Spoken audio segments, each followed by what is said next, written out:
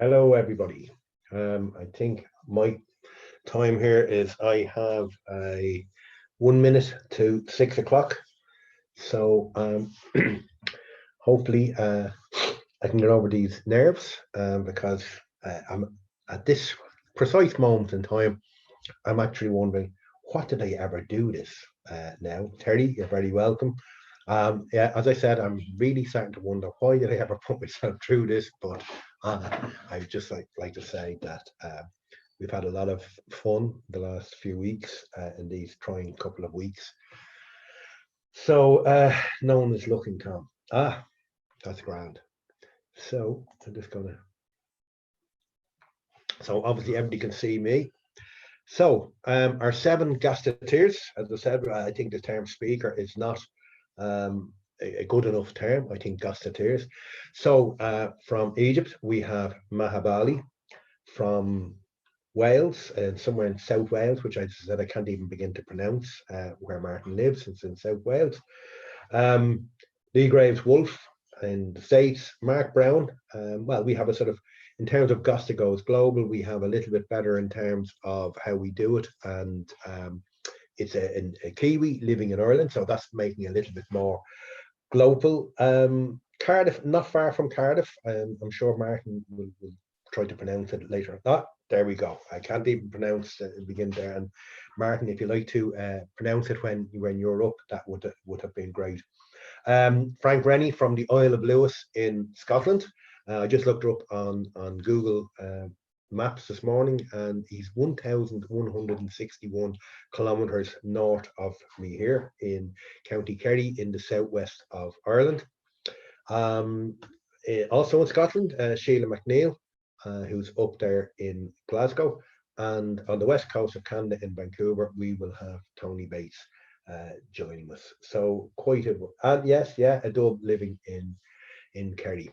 So moving on then to our next slide here. So I just want to thank everybody. So I think we jumped ahead 2 slides. Yes, and there we go. I'm having it all done for me. So obviously with Zoom and YouTube, there's a number of practicalities with lots of people shouting, but we really want everybody to feel part of it and enjoy the whole Gasta experience. For those who have seen a Gasta before, you'll know that it's quite interactive. So we have on Twitter, we will have friends and colleagues there from Dublin City University, Lisa Donaldson and Eamon Costello. I had a moment there for a moment. Eamon Costello will be moderating and looking after Gasta. With Instagram, Ken McCarthy, amongst his many other jobs, he's now doing the presentation for me here, but also looking after Instagram. YouTube chat, Paul Keneally and Tony Murphy will be looking after that. The Zoom chat we'll also have here for those who were on the Zoom, and menti.com. I posted a question there about an hour ago, but we'll come back to it there. But another thing now on the next slide there, I just want to get people to kind of make sure I feel involved. Thanks very much to Ruth Violon. She created a video. So, what we'd love, if you feel up to it, if you like, take a selfie of yourself, take a photograph of you doing the counting. So the whole idea of Gasta is that each speaker is brought in with a Haindó 3 Cahar Cuig, counting to 5 in Irish or Gaeilge, and then you shout out Gasta. So get a video of yourself or a picture of yourself and upload that to one of the social media channels. So Maren, well done, and delighted that you've been practicing your counting. So, and next there, I really have a special thanks. There's a lot of people here, and actually, I just spotted a typo, and it's all down to me typing Tony Murphy and Tony Bates so many times. So, can I just give an apology here to Tony Murphy? It should have been Tony Murphy, the Dublin Business School. Huge shout out to friends and colleagues in Cork Institute of Technology, Shane, Garoda Sulawan, Christine Pinko, who's done a lot of the graphics on this and designed the poster. Well done, great job there. Eamon, Tony Murphy, my apologies, Lisa Donaldson and Paul Keneally also in CIT. So I just want to say a huge thanks from bottom of my heart, I can't do this without a great team around me. So I'm just on the next slide now, just moving because I was watching the time and we need to then. So what do you hope to get out of today? So there's a code 549310. So go to menti.com and 549310. I put up the link a while ago. So Ken, do you want to see if we're getting anything up here on the slides so far? So here we have. So a lot of fun, bit of crack, yes, learning. I'd like to see Frank turn up late and feel the wrath of Tom. That would be good, but then again, I'm probably a bit more afraid of Frank than I'm sure Frank is of me. An hour spent in very good. A cure for COVID-19, inspiration, fun in the dark time. And that's really what it is there. I mean, I said I don't want to labor the point here. Clint, it's great to see you joining in from so far away. So, and let's say we've Terry Green also in Canada there too, who are joining in. This really was an idea to try and bring a bit of levity. Yes, I think, we've used words like unprecedented and phrases like we've crossed the Rubicon, and we certainly have moved into a completely different reality with regard to learning / online learning there like that. So I think it gave us an opportunity to bring together people. And once again, I've mentioned the seven people who all agreed to speak. I can just say everybody just said yes straight off. I'm sure some of them might be regretting it now a little bit. Now, joking aside, we've had a little bit of fun of pulling it together there like that. Six in Irish, it's Shay. So that's whoever. Yeah, so that's it. So we're only going to ask you to count up to 5 Oscailga in Gaelic. And for anybody who's in Scotland, of course, I learned that instead of Hain Do, it's Hain Ga when I was up at the University of Highlands and Islands there recently. So our next thing then is just to start bringing people in then. So our first speaker is Maha Bali. So she is coming in from Cairo, where she is an associate professor. Oh, we were just seeing all the pictures. Just have to share a quick story about Maha. I took part in a live session last year from Kamloops in British Columbia. And due to the time difference, I was sitting in a small hotel. I then had to go into the bathroom and sit on the toilet to do the live session. So hopefully I'm a little bit more comfortable than that previous time. So we're not going to hang around too much time. I've already lost a minute with my withering on like that. So Shane's going to unmute all the mics, and for those here just watching wherever you are, I please want you to, as I said, join in and count and have the crack, Oscailga. So Shane, are we all ready for all the unmuting of all the mics? I'm going to get the hands up. Is everybody ready to count Oscailga in Irish? Are we all ready? Yeah. Hain. A hand. Do. A tree. A car. A cooey. Gasta.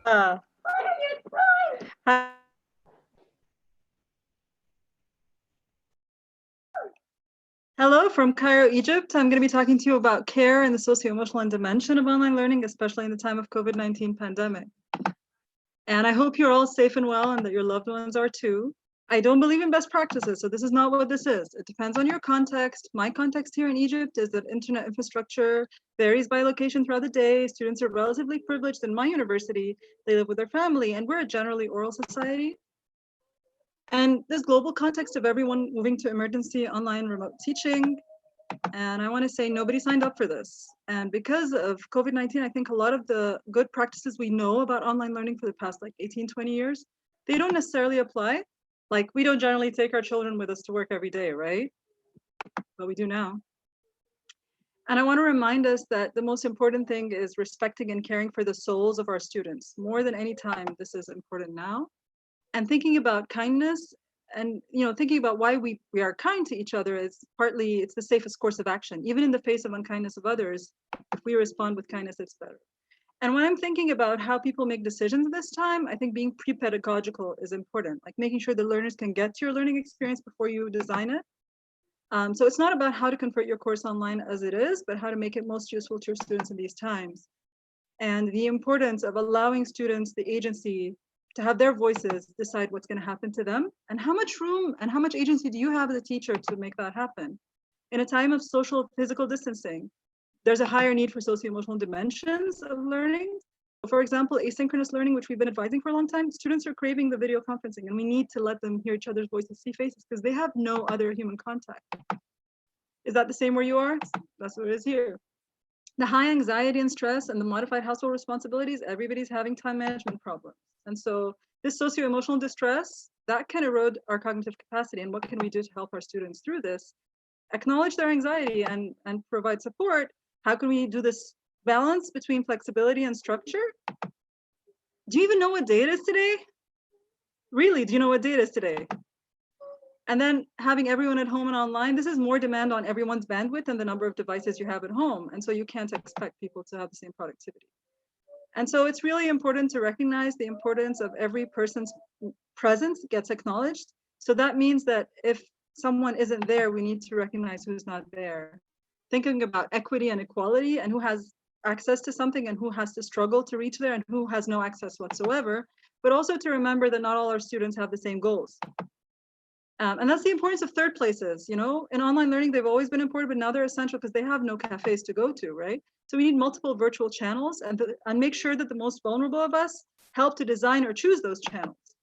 So think about places like WhatsApp or Slack for informal semi-synchronous communication and making sure that students are comfortable with having you there or not having you there, but they have these spaces for themselves is really important these days. And then, you know, I'm thinking in a time when we're losing control of our bodies and almost everything else, how much agency can we give our students to decide how they're going to learn? So for example, in my course, given the choice, some students wanted to modify the topics of their projects to focus on COVID-19, but there are some people who needed a break from it all, and I needed to create space for both of these. And the other important thing is that those of us who are giving in these times, we need supportive communities more than ever before. And that's why there's a group of educators, and we call ourselves Continuity with Care, who are meeting and talking about this to support each other through this time. And so I hope you all have the support that you need through this time, but I think also let's take what we are learning from here and make sure that we provide that kind of support to each other even beyond this COVID-19 pandemic. Remember that empowerment can't happen if we refuse to be vulnerable while we're encouraging students to take risks, and think about how vulnerable you're willing to make yourself. And also remember that this is not business as usual, and that one of the gifts we can give our students and each other is to not pretend that this is business as usual. And, you know, to offer them the not pretending. We should not be pretending. And oh my God, I think I finished before the time was over. So thank you and stay safe. These slides are open for commenting at bit.ly/Valley Gasta. Oh my God, did I finish before the time? Yes, clap, clap, clap, clap, clap. Well done, well done, well done. No, I think the 5 minutes is, it's people get caught in the headlights. And look, as I said, that's fun of the Gasta. But Maha, you have a great career ahead of you if you ever want to go in for auctioneering. 25, absolutely. That's the whole fun of it there, like that. So yeah, and look, I'm sure somebody else would be a bit slower and we'll have a bit of fun. We'll all get. Yes, I donate my minute. I donate my minute to someone else. Yeah, I'd love to do that, Maha, but you know, I'm not a nice person there like that. And I think I'm looking at some of the people, they may not even get their 5 minutes if I'm feeling in that sort of way. You can try it there like that.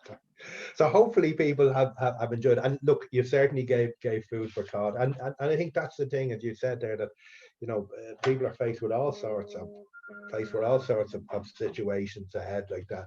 So as I said, you know, certainly challenging times. And speaking of challenging times, Martin Weller's razor is looking like he's actually losing. So I bless myself with my flowing locks. So our next person we're going to be bringing in, so Martin is going to start bringing up his slides, the robustness of the distance ed. And as I said, like I think I put up a tweet somewhere that his comment, or his book, sorry, his 25 years of ed tech, I think he could compress, you know, the last couple of weeks, and I think he could write a new book, the last 25 days of ed tech there like that. So hopefully everybody's having a bit of fun. I see people as well are recording themselves coming up and back and there like that. So once again, a round of applause to Maha, and it's not easy going first. So well done. Just as a bit of interest there, we didn't even get to the 4 minutes and 50 seconds. And so one of the things we're doing with the at 4 minutes and 50 seconds, we have a warning just to tell people, and I'm probably throwing Garode a little bit here to save up the minute there. Garode, are you able to? Garode is my timekeeper. Frank Rennie done the job for me up in University of Highlands and Islands there in January. Garode, would you be able to just play a little bit of the warning so people know what it is? For sure, Tom. So we played around with different foghorn and buzzer noises, but somehow this accordion noise just seemed to fit the whole Gasta spirit, or the whole Tom Farrelly spirit. And here it is. This is what it'll sound like.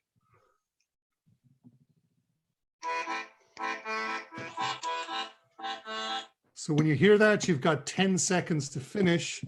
And after that, Tom's going to lead everyone out in counting down the final 5 seconds, I think it is. Is that right, Tom? Yes. So if we run over the 5 minutes, I'll encourage everybody again. Heindo Tree Caharcuig. We'll do it quite quickly. Heindo Tree Caharcuig. But instead of shouting Gasta, you'll shout Stod, the Irish word for stop. So, but now we're going to get Martin Weller up here, and once again, as I said, is coming in. So Martin, actually, before we get you to start, do you just want to come in and just, how do you pronounce that place in South Wales? You typed it up there. No, can't get him in. How do I unmute myself? Yeah, you're unmuted. Yes. You can hear me? Yes, we can hear you. Okay, cool. So yeah, it's as it looks. Yes. Tom Gwynlais. No, it doesn't look like that. There's like for 47 I would say vowels in it. It looks like you've got a slightly losing hand in Scrabble. You've just got loads of vowels and things. I'd say it'd be a very winning hand though if you could. If it was a word. Okay, is everybody ready? Are we all going to do our account? And as I said, just to be fair to the poor speakers and to Shane, who's doing the host, Shane Cronin, CIT, he then has to mute everybody and then just give Martin a second or two. So if you see the speakers not jumping straight in, it's a practical thing. As I said, we've tried to replicate face-to-face as much as we can. Are we all ready for everybody to start? Are we ready, Shane? Hain. A do. A tree. A car. A cooey. Gasta. Okay, am I live now? Yes. Good. Okay, cool. So I'm going to talk about the robustness of distance education. I've started a timer because I know what Tom's like, and also I'm gastering with beer because I think if you can't do it now, when can you do it? So my talk is the robustness of distance education. I want to stress, if any of you have been reading the Brian Lamb, George Siemens thing, I'm not an EdTech thought leader, okay? So let's just get that out of the way straight up. So here's my hypothesis. The internet is designed to be robust, and many of those same sort of design principles are found in distance education. And actually, that's pretty much my entire talk. So you can leave now if you want. But that's it. I'm going to try and drag it out to 5 minutes. I want Tom to tell me off. So what does the pandemic reveal about fragility in the current education system? It's based on bringing people to one location, often the campus or the school. There are these kind of real crunch points, exams, when if they don't happen, things break down. All aspects are co-located. So you have the library, tuition, labs, lectures, all in the same place.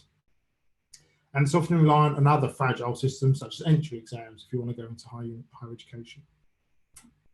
So thinking about the design of the internet, it was designed to be a kind of robust, resilient system. So it's designed to be open, so you could hook up any device to it. It was designed to be distributed, so it wasn't just based in one place. It was designed to be decentralized, so there was no kind of one central controller. So if one piece becomes knocked out, the rest can kind of carry on. And so my argument is that online open distance ed kind of has some of these principles, not all of them. And this meme was going around on Twitter the other day. But I'm not trying to say actually the Open University has got all this stuff sorted, because we've been dealing with some of the issues too. But I think potentially distance education does have some of this stuff in place. So I'm going to take those characteristics of the internet and think about them. So openness.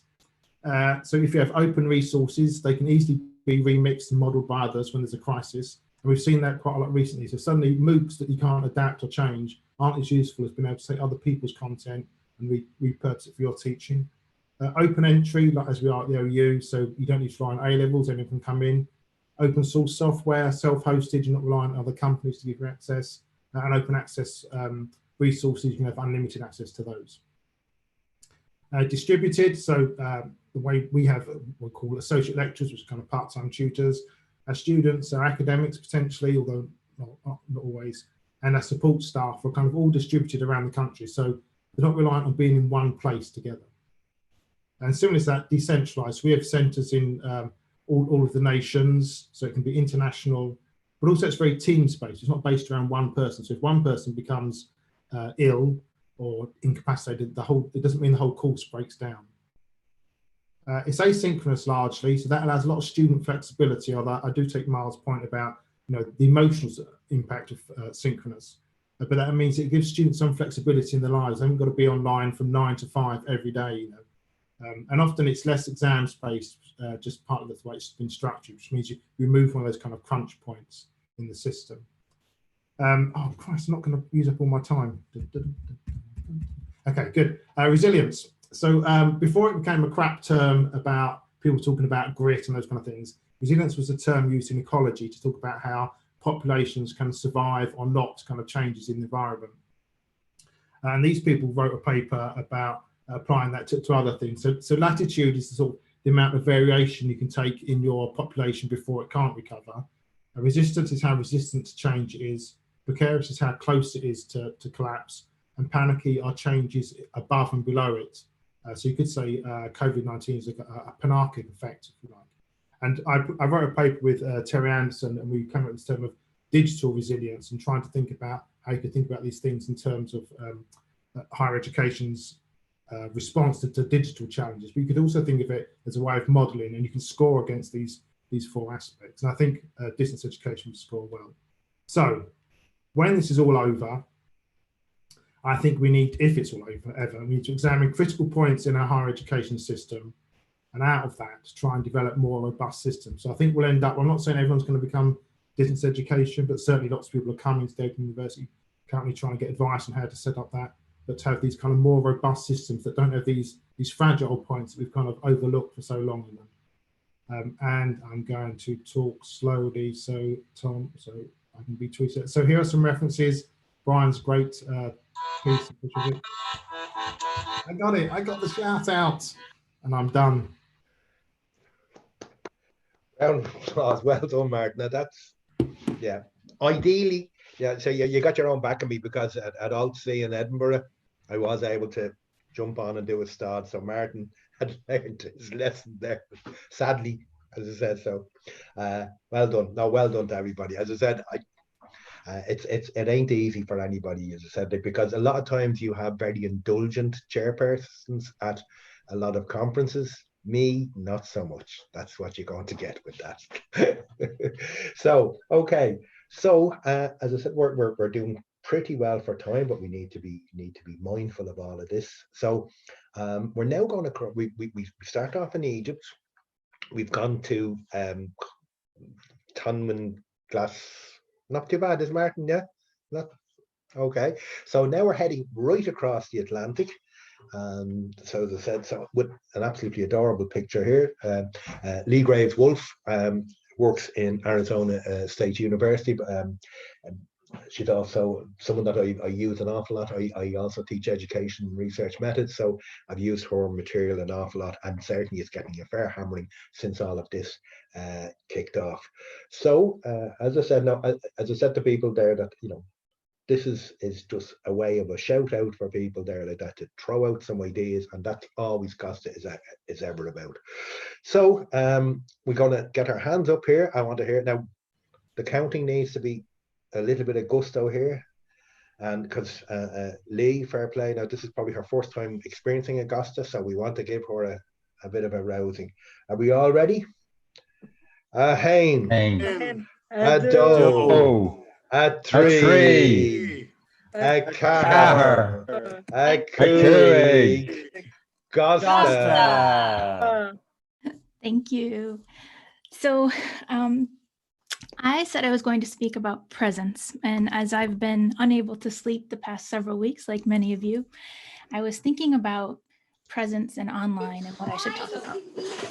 And so what I think about whenever I think about presence is a story about my niece, Anna, who you're looking at. And she lives far away, and we've always lived far from each other.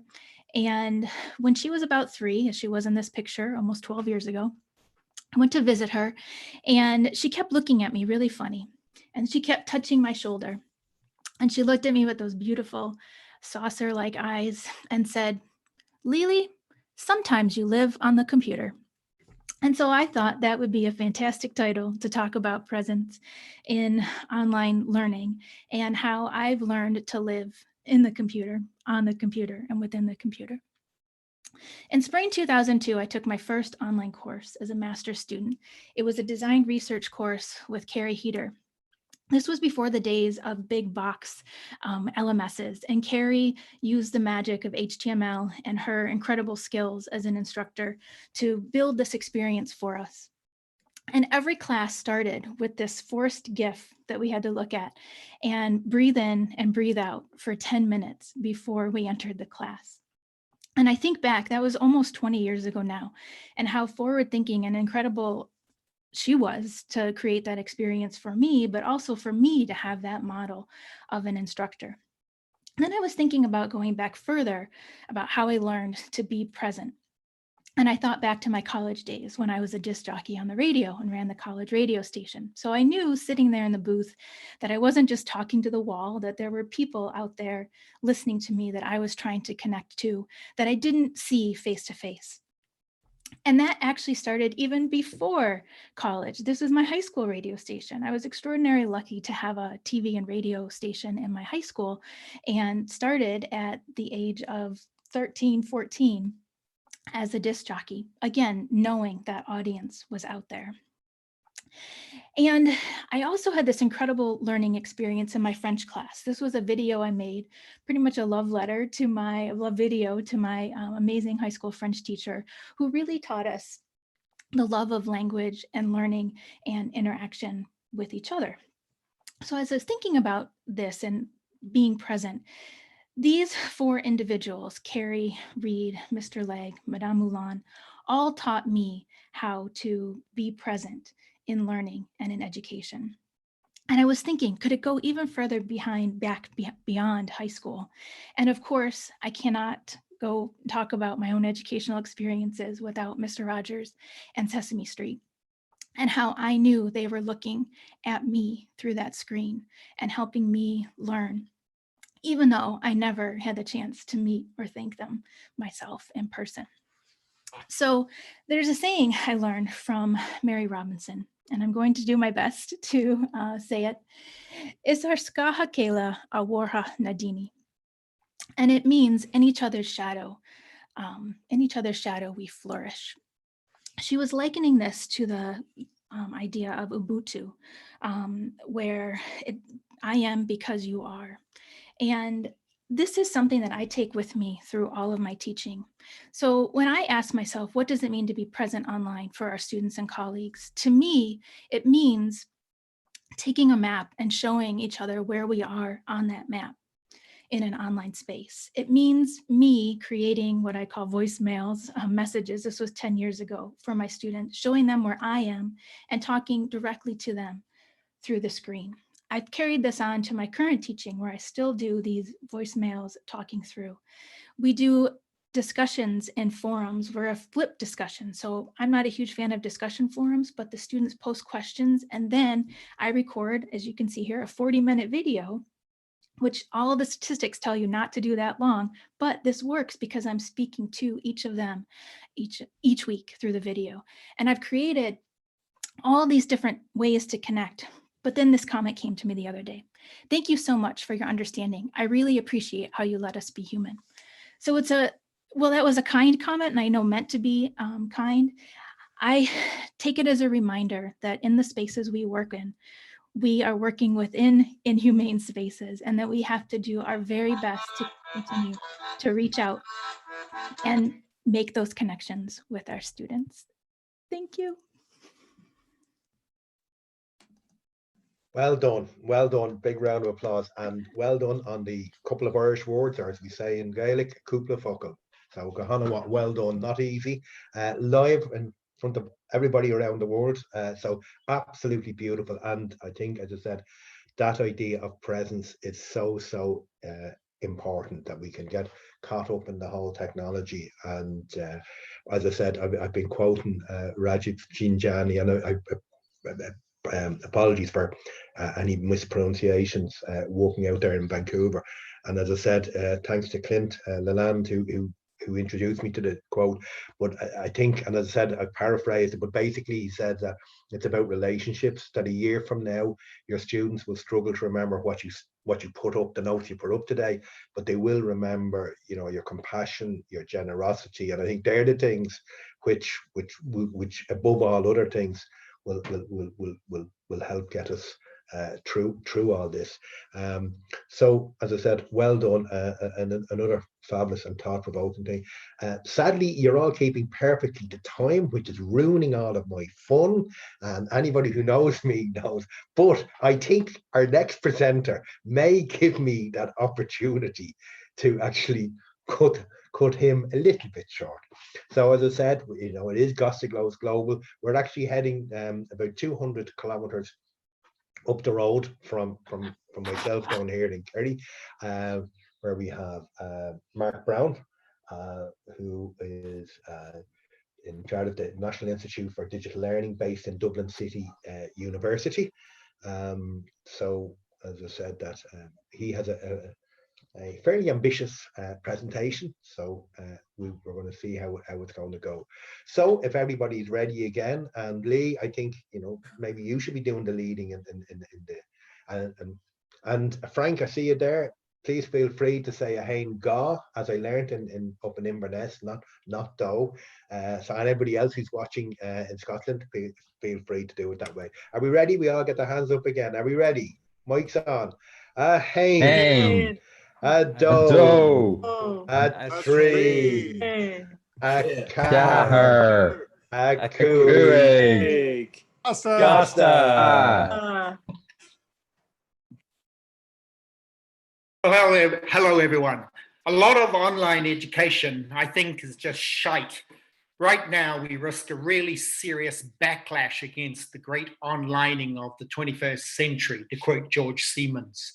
The uncomfortable truth is that what we've done in a crisis is just graft 19th century teaching methods on the 21st century new methods of delivery. By analogy, we're guilty of dumping large volumes of undigested information down a large digital diameter pipe to relatively passive and powerless learners.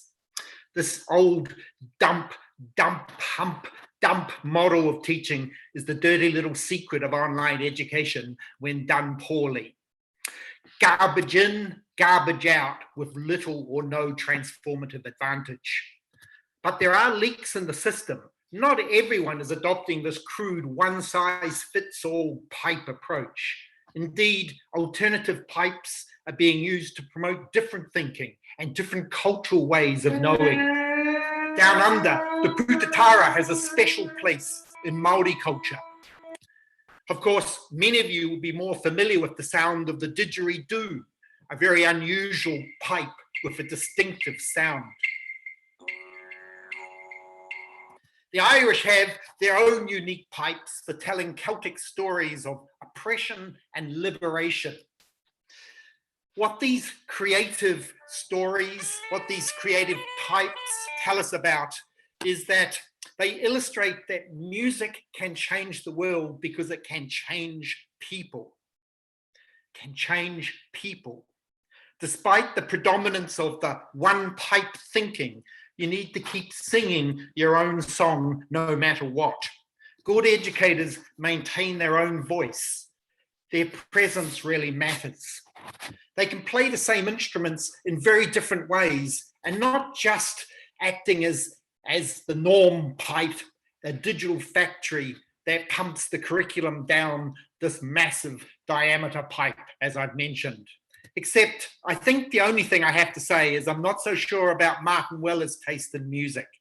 His choice of song might be better served by accepting, say, the lyrics of great New Zealand band Split Ends, because everyone knows no one takes them seriously, or share your own song. In the case of Tony Bates, of course, one song embodies his enduring voice and the essence of his work. That is Forever Young by Rod Stewart. And Our great Gasta master, Tom, well, he's truly unique, and there's only one song that really stands out for him. His song, vividly encapsulated in One Vision by Queen. More seriously, what these songs from the three wise men, white men, demonstrate is that creative mindsets matter most in shaping transformative online practices.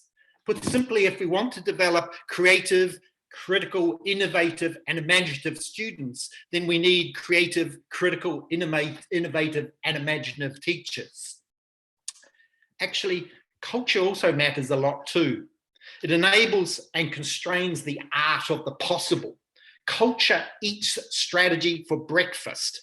Is this just a one-eye wonder? Beyond COVID-19, have we got the courage to challenge the traditional face-to-face gold standard model of teaching? Will the digital leakage over recent weeks lead to a seismic shift, a cultural shift in the funding model, teaching workload formula, and contact hours, which all privilege on-campus, in-class teaching? While the future will be different, the lesson from MOOC suggests that institutions will actually respond differently. But right now, there is still only one song playing in education, and you're going to have to forgive me, because, whoa, yeah, it was night, LA was burning bright, oh, what a night, say yeah, come on, like a shock to the system. Yes, Billy Idol's Shock to the System is the song for our time. However, will you dream with me? Are you willing to dream? Are you ready to be a future maker? In the face of adversity, in my own case, only one song continues to stand out as a beacon for uncertain times. This is my song, and I hope you'll join me on the bright side and make a better future. Some things in life are bad. They really make you mad. Other things just make you swear and curse. When you're chewing on life's gristle, yes, you know, join in with me. Always look on the bright side. Side of life. Life. Holy moly. Absolutely brilliant. Absolutely brilliant. Oh my God. I'm never inviting Mark Brown again to do a Gasta. He's completely overshadowed me. Well done. Absolutely brilliant. And he's right. I mean, like, as I said, this is throwing down a challenge. But listen, that was absolutely brilliant. It really was. And your choice of visuals, analogies, and it's great because, as I said, we really are moving into completely uncharted waters. So I mean, that is absolutely, and I have to say, all those slides, and you got it in on time. So you know, Boulabos, very, very, very well done. Now, Frank, no pressure now, but to follow that one there. We're all admiring Frank's wallpaper at the back, pretending that he has all of those books. But I bought the same wallpaper in IKEA. Sadly, I didn't get time then to put it up. So all you see is half a window for me at the moment, like that. So as I said, Frank is coming in from about 1,100 kilometers north of me here down in southwest of Ireland. So I just get him. So Professor of Sustainable Development in the University of Highlands and Islands.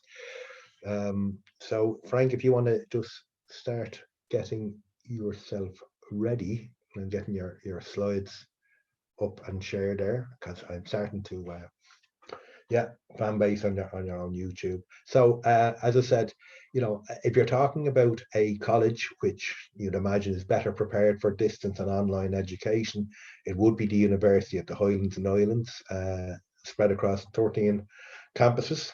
Jesus Christ. So you know, yeah, we have a contingency plan. If anything breaks down, it involves me singing. But we have had that situation before. Was that County Carlow, if anybody remembers? Can any of the panelists remember where I had to do the singing? Oh, we are here. No, I think we have been saved by all of this. Okay, so we are now, as I said, from the Isle of Lewis. So we all get our hands up here, and as I said, count us Gaeilge, either Irish or Scots Gaelic. Are we ready, everybody? Hain, Hain. Ado, a tree, a car, Oh, a Cooey, Cooey, Gasta. Gasta. One, I wanted to take a rather provocative stance, and those who know me probably didn't surprise me, because I wanted to look at why online can be better than face-to-face, not just making the little contacts and little edges of these things at the fringe of education. What we've seen from the analytics of the various virtual learning environments and so on is that many of our students actually come on at 1 o'clock in the morning.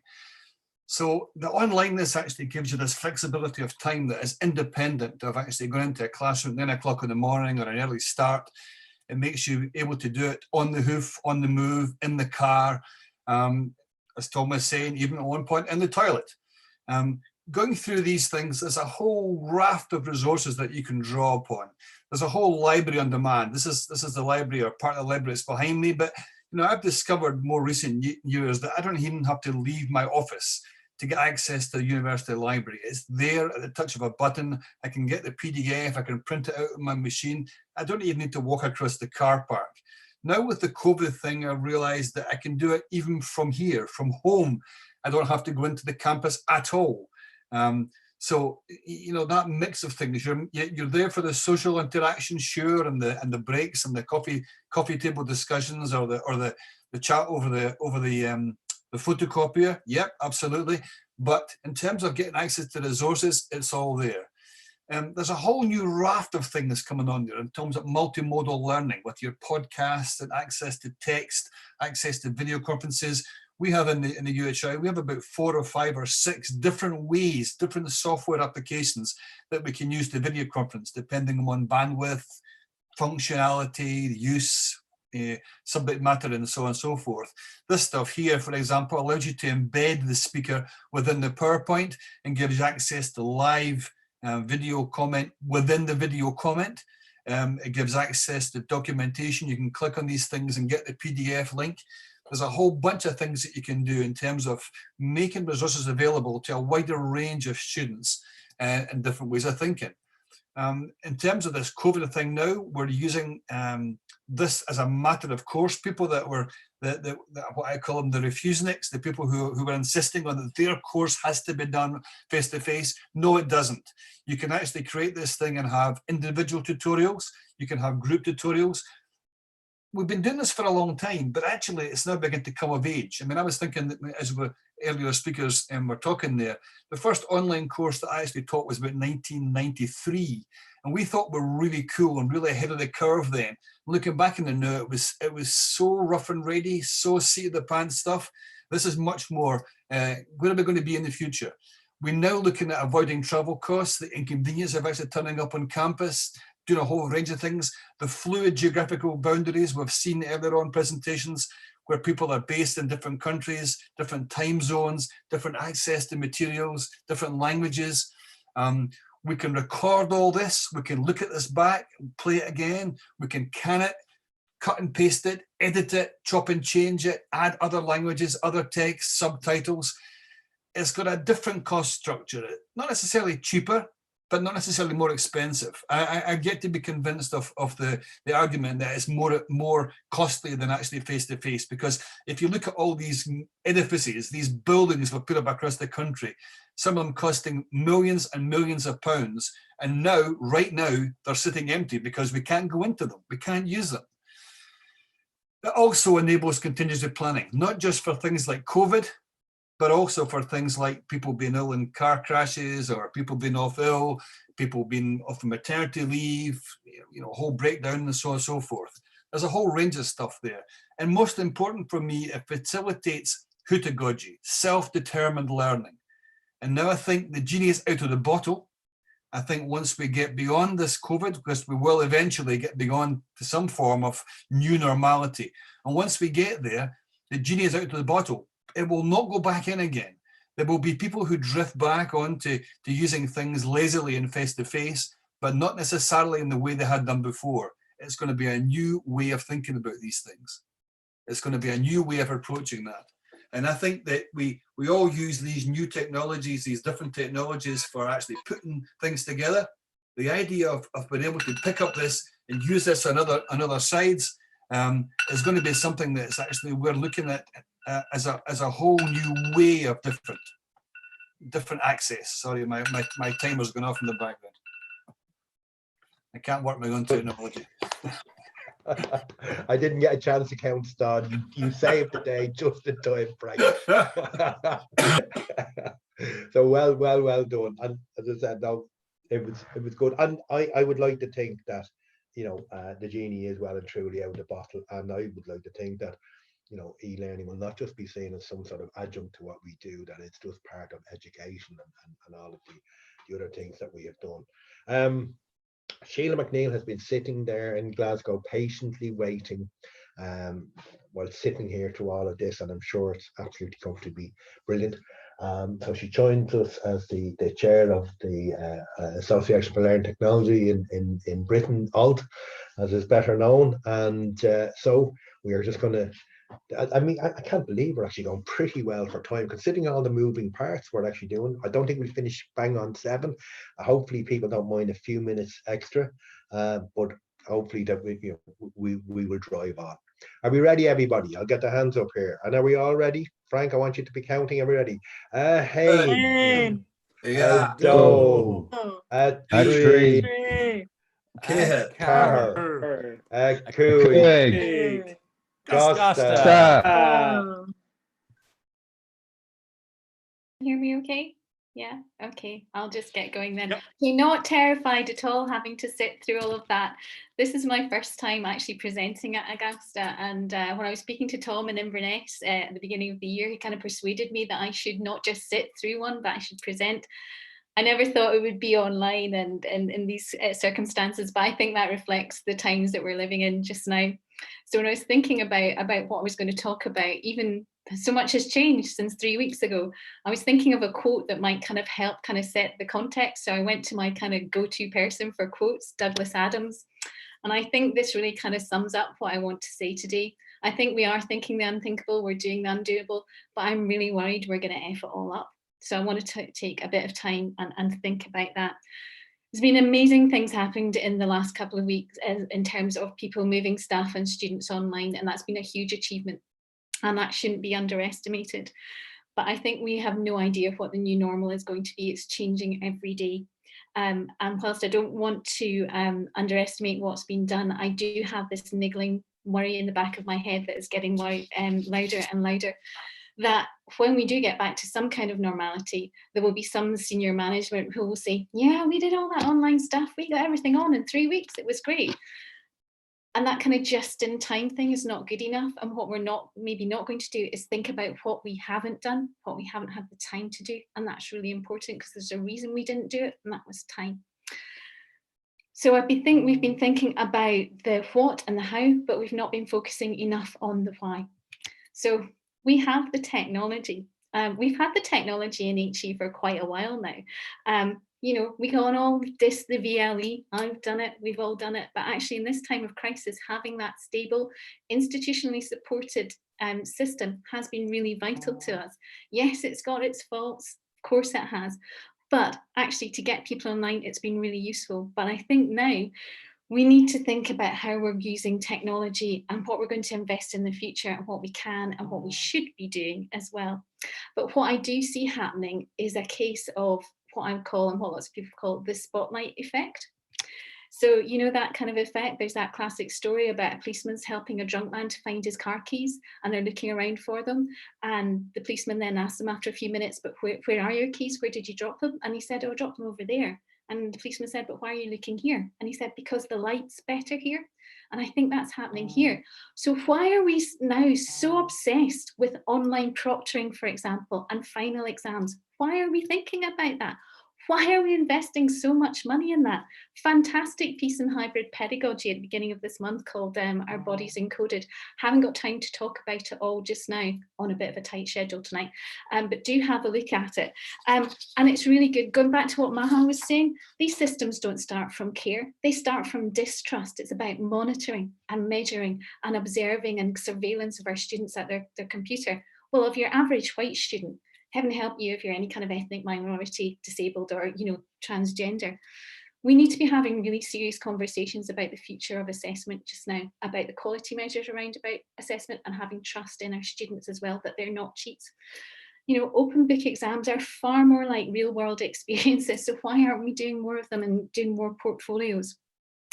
Same with video conferencing. Everyone's gone Zoom mad. Look at us all just now. Again, we need to be thinking, what more do we want to do? A lot of the things that Maha again was talking about in care, what do the students want from that? What do we really need to do? Where's the personalization in terms of the personal contact that we all need in learning and teaching? How can we use it for small group working? What do the students want to do, so that we're doing things with our students and not to them? I just want to finish quite quickly, and Tom, don't worry, you will be able to get a countdown from me. This has happened before. I remember sitting at Alt-C last year listening to Laura Chernovich talking about the shutdowns in South African universities due to the student protests, and thinking, oh, that could never happen here. What did I know? It has happened. We've got research. We've got lots of practice that people have been talking about it. We need to learn from that. And what we really need to be doing, what we need to be starting to articulate and to exemplify, is the difference between physically distancing, which is what we're doing in lockdown, and socially connecting, which is the heart of education. It's how we make those connections and what education is all about. And that's what we need to be doing. And that's what we need to be thinking about. Our students might not be on campus, they might be back, but they'll be gone again. And all this will happen before, and it will happen again. And are we going to get a countdown, or will I just stop now? Oh, I've got 10 seconds left. Sorry, I would have chatted on. Sorry, I was hoping I was going to get the 5 minutes. Well done, well done. I was all set for you there, and thanks very much for the for the image of me in your final slide, and thanks to Christina in CIT. That was an absolutely wonderful emoji like that. So no, absolutely brilliant. Yeah, I don't know. I mean, we have a lot of things going on. Will we have learned, or will things have changed, and what will senior managers do? So yeah. Sheila, once again, not surprising, and you certainly weren't expecting that. So Tony has been sitting here very, very patiently, and he's been waiting for 8 hours, because he's 8 hours behind us. Now I understand it doesn't work like that, but all the way from Vancouver, absolutely delighted to get Tony Bates. Someone asked me, how did you manage to get Tony Bates? And well, to use an expression down here in Kerry, a dumb priest never got a parish. I just simply asked Tony, and he was very, very gracious, as were the other 6 presenters, all very, very gracious. Everything has gone. No, I won't say a word. I won't say a word like that, because I'm just afraid. So Tony, if you just want to put it on to presenter view, and then we'll get our countdown going in a second. So yeah, so just put it out somewhere. We'll give it a go now in a second. Oh, the wonders of technology. Somebody just 4 slides. Yeah. Add it all. This is yeah, but he's going to recite Beowulf, as far as I understand.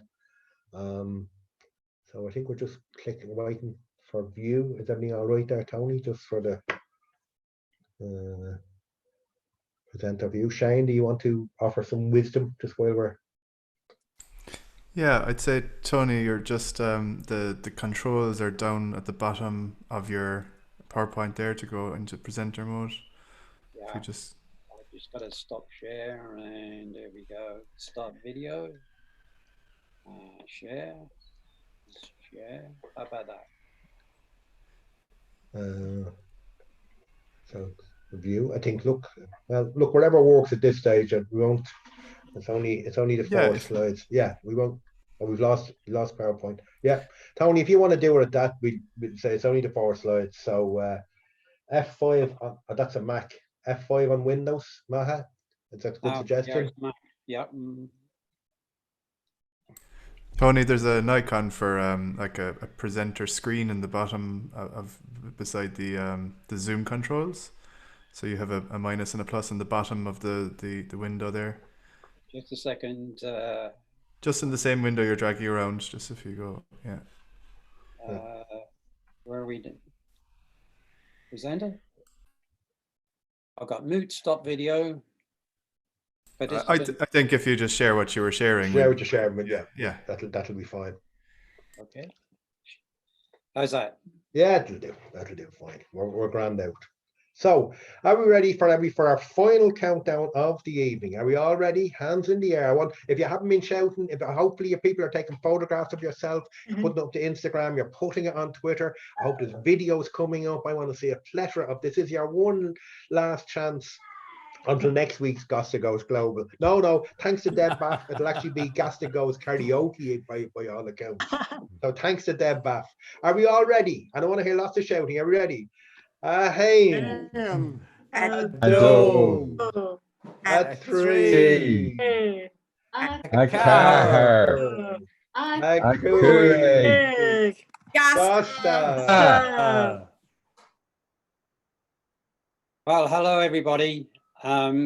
Great privilege to be on this Gasta, which I've never done before. I guess I don't have control of the slides now. Where are we? Oh, come on, Tony. There we go. Okay. I'm a bit like, for Londoners, this is a bit like the Lord Mayor's show. I'm coming along to sweep up at the end after all the horses have gone by. And I'm going to do something a bit different from everybody else. I'm going to try and make some predictions about what's going to happen with online learning after COVID-19.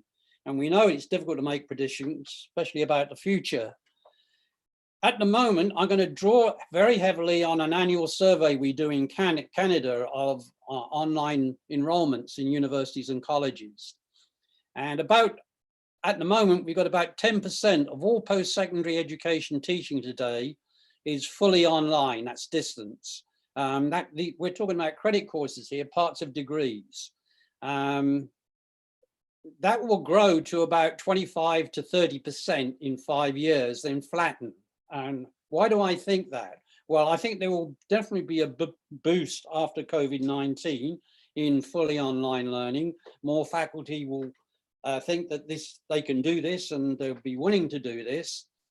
But I think there is an upper limit for conventional universities anyway. That upper limit is driven by the fact that you will always have a market of students coming out of high school who want to go to a university for all kinds of reasons, not necessarily academic. However, the online learning will grow pretty steadily even after 5 years, because what's going to happen with demographics in most developed countries, and certainly Canada, is that the number of students coming out of high school will go down, but the number of lifelong learners will go up as the economy forces more and more people to get more qualifications, more skills and so on. But the interesting thing for me is not fully online learning, it's what I would call blended and hybrid learning. That's where faculty integrate online learning and digital learning within their classroom teaching. And at the moment, we're around about 20 to 25% of institutions, never mind individual faculty, have what I would call planned hybrid learning, where they deliberately reduce but not eliminated face-to-face teaching and replace that with online learning. And I estimate from the way things are going here in Canada, that will go up to about 70% of all teaching in 5 years' time. In fact, it will become the new norm. And again, it won't go much beyond 70% because there will always be things like labs and hands-on experiences that students will want, and some courses will be still taught entirely face-to-face. But what that increase will mean is demands on the system that it's not really ready to handle.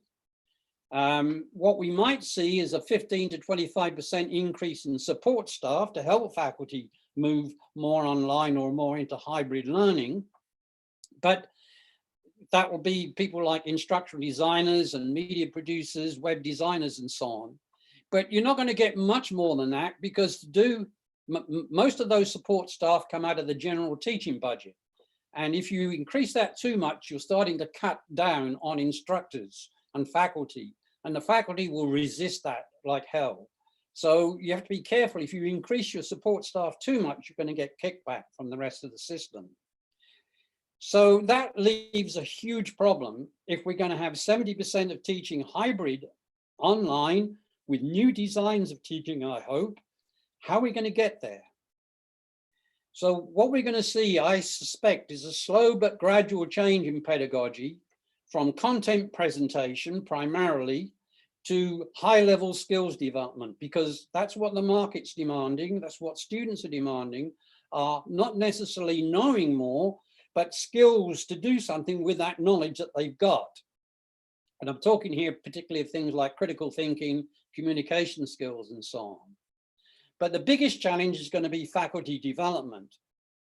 Now, I think we'll see, we are actually already beginning to see certificates in digital teaching and learning, particularly open education resources. Athabasca University in Canada already has 2 or 3 MOOCs on this. And I think we'll see some standard open source certificates for faculty in digital teaching and learning. Lost the slides. There we go. Okay. Hey, a 3. I think it will be by some Okay. Start. And that's it. Thank you very much. Well done, Tony. Well done.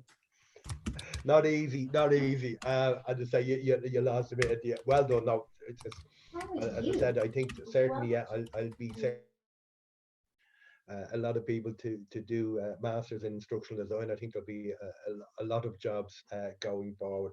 So thank you very, very much for that. I say not easy sitting around and waiting for everybody to walk through it like that.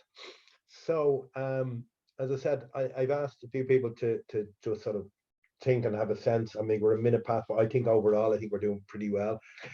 So I've asked a couple of the moderators to just briefly give us a quick sort of sense of what was happening in terms of the Twitter chat and the chat on YouTube. So the first person I'm going to bring in is Lisa Donaldson from Dublin City University. She's there.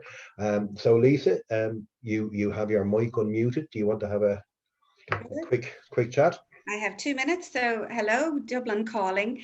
Just congrats to all our Gastateers and the inimitable Tom Farrelly there, and a huge shout out to all of those that are behind the scenes keeping this, all the moving parts going. There's been a huge buzz on Twitter over the last hour.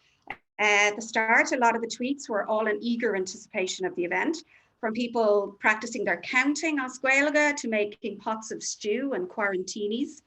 There's a lot of global love for Gasta Goes Global, and I suppose the overall feel was that people wanted to get together, have some fun and feel connected. Just to speak to a couple of the presenters, Maha Bali, the respect and care for the souls of the students was, I think, the real key point that was coming across on Twitter. And again, well done to you and to pretty much all of the presenters for finishing ahead of time and not allowing Tom to do his countdown.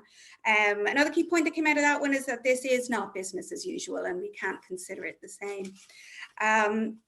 Martin Weller, thanks so much for joining us from the town of Wales, whose name we can't pronounce, and the focus on the fragility of the education system as revealed by this pandemic. Digital resilience as a new element of digital literacies was called out on the Twitter sphere, and the importance of openness as well. Again, well done on denying Tom his countdown on that. Leigh Graves Wolf, the focus on presence it struck a chord, I think, with everybody in the Twitter sphere. I think we're all living in the computer currently, and it was a fabulous narrative that was greatly appreciated by all of those on Twitter, and the importance of being humane. A huge boolabus for the few words of Irish. That quote seems to have meant a lot to the people on Twitter this evening. Mark Brown, well, quite the provocative opening. I think everybody appreciated the strong metaphors that you brought to play this evening. and the metaphors of music and voice and the importance of singing your own song came through clearly. Your song was particularly fun and has been retweeted there on Twitter. So Twitter loved the creativity on that one. Thank you very much. Frank Rennie, how online can be better than face-to-face? That particularly struck a chord with our DCU online educators. Thank you for that. And other Twitter users highlighted the flexibility of time and place that you mentioned, heralding in a new way of teaching. Thank you from Tom to allow him hit the countdown timer on that one. Sheila, well done on your first Gasta, having seen so many and seen me go through it more than once as well. Your focus on time, or just in time, or being able to think about what we didn't have the time to do seemed to strike a chord on Twitter. A lot of love for your Douglas Adams quote, by the way. That really seemed to light up a number online, and the importance of socially connecting in this time. Tony, well done, dialing in all the way from Vancouver for your predictions post-COVID and the growth of online learning. A lot of people were agreeing with the potential change in pedagogy and that faculty development will be important. And absolutely, you get the biggest boulabus of the evening for allowing us to do our countdown to STAD. So well done, everybody. And that is your Twitter update.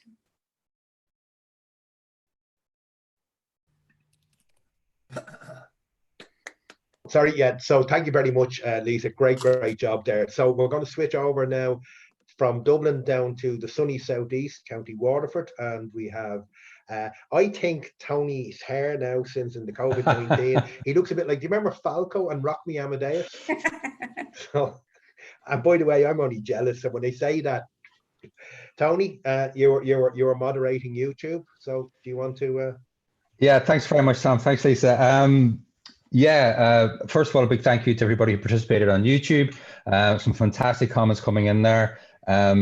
Just to start off with Maha, this concept again, the agency of our learners and encouraging the agency of our learners really came through in the comments on YouTube, and to be conscious of the mental health issues, of course.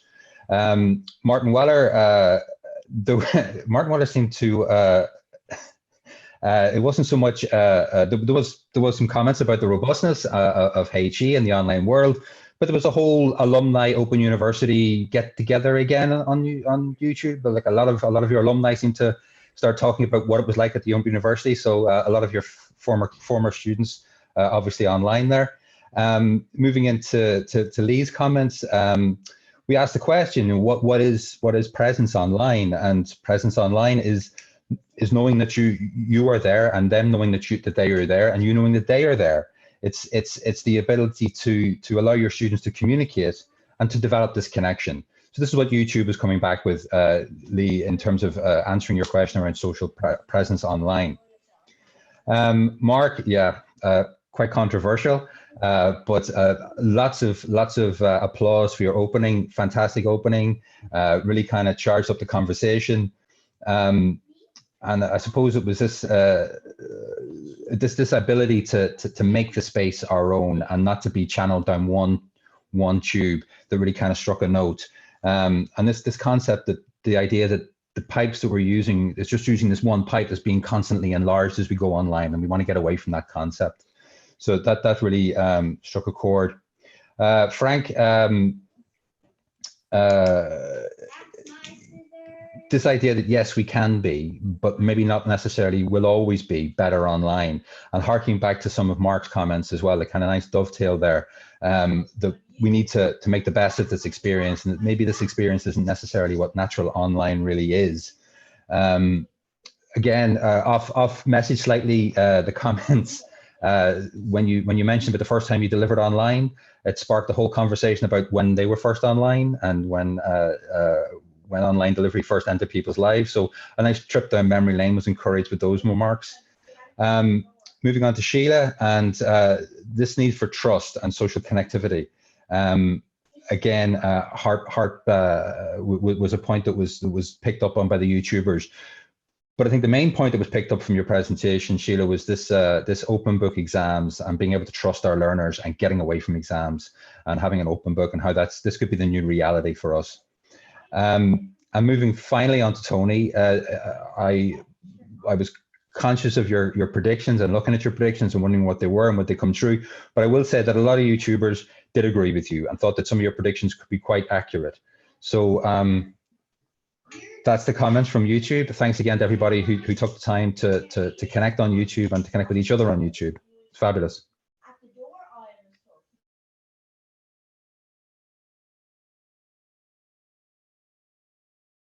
Tom, you're Together. muted. Yep. Muted, yeah, sorry. So yeah, thanks very much, Tony. Both yourself and Lisa done an absolutely brilliant job on pulling it together, and I think it does great justice. It's great to see that people have been getting involved and get a sense of what was being said there this evening. Yes, I agree with you, Frank. I certainly. So just back to quickly, there's a slide there, Ken. Just that we started off with a question there. After the 7 presentations, what do you think future holds for online education? So that'll be up for a while yet. So as I said, and so they're the thing there. So going forward, so as I said, we'll put that tweet up and we'll certainly leave it live for a while. Videos will be available as a series of OERs.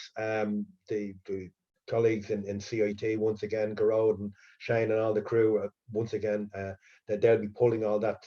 So there'll be an overall video of tonight, but also then we're going to try and curate and analyze the media outputs, because I think there's an awful lot of interesting points here that we've had to think about and reflect on. And as I said, you know, at this juncture in time, and you know, we're very much at an early point in time there. So I am very mindful that we've gone a couple of minutes over. So I just on the final slide there. So the final slide, Ken, and we'll bring up the next one. Yes. So just to say to everybody, to Gurav Mahagut, to thank you. And actually, what I like is the literal translation of it is actually, may you have goodness, which I think is in this particular time is something very, very deep and meaningful for all of us there. As I said, nothing really went wrong, so I didn't have to sing, but I just wanted to, it's a Scottish-Irish song. I kind of wondered, should I do it? Should I not do it there like that? But I do think it sums up this particular time. So I'm just going to sing the last verse of, it's a song called The Parting Glass, and I think it's very apt in these particular challenging times. So I just want to say a real big thank you to everybody there in terms of the team. I just, you know, I can't, because as I said, it's very easy for me. I'm just up here just chatting and talking. So thanks to the 7 presenters who said all, who agreed to take part, and the team of people all around me done. So if you just sort of, and if you know the song at all, please feel free to sing along. As I said, this might go down badly and maybe I shouldn't do it, but I just think it's a beautiful song, and I just think at this particular time, it's probably not a bad idea. Of all the comrades that e'er I had, they are sorry for my going away. And of all the sweethearts that e'er I had, they wish me one more day to stay. But since it falls unto my lot that I should rise and you should not, so I'll gently rise and I'll softly call, good night and joy be with you all. Thank you very, very much, everybody. Well done, Tom. Thank you very, very much.